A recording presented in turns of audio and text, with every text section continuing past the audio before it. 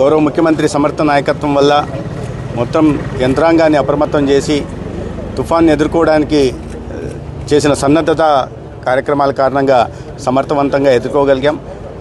చాలా పెద్ద స్థాయిలో ప్రాణ నష్టం, ఆస్తి నష్టం జరుగుతుందని భావించినప్పటికీ ముఖ్యమంత్రి గారు తీసుకున్న నిర్ణయాల కారణంగా పూర్తిగా వారే ముందుండి నడిపిస్తూ ఇవాళ సెంట్రల్ కమాండ్ సెంటర్లో కూర్చొని తీసుకున్న జాగ్రత్తల కారణంగా ఇవాళ మోంతాను మనం ఎదుర్కోగలిగాం. కానీ పైన కురుస్తున్న వర్షాల కారణంగా, తెలంగాణ కురుస్తున్న వర్షాల కారణంగా మున్నేరుకు పెద్ద ఎత్తున నీరు వస్తోంది.